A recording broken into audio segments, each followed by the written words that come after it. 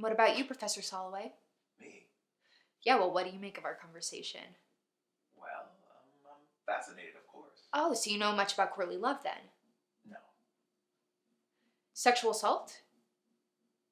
You know, Professor, there's actually this chapter in your last book, Descent, that I've been meaning to ask you about.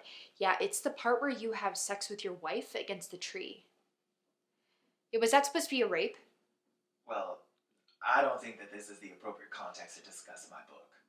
No, please. We're interested. Okay, you see, the thing is, Professor Soloway, when we heard you were going to teach here, I mean, we were a little nervous.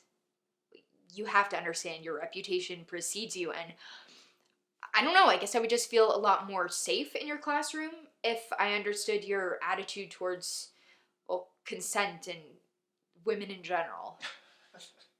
My attitude towards women in general. Mm-hmm.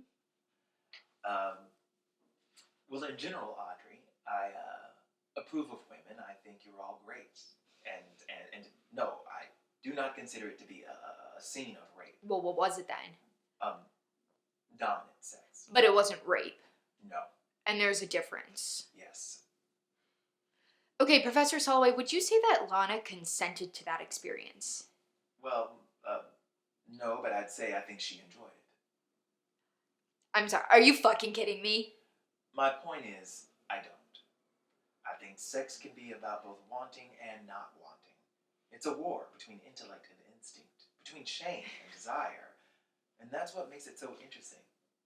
And also, to your first point, frankly, impossible to legislate. Okay, Professor, he's a rape apologist. He basically wrote, a self-help book on how to cheat on your wife and get away with it? That's not how I read Descent. Did you read it in English? Because it's a training manual on how to be an asshole.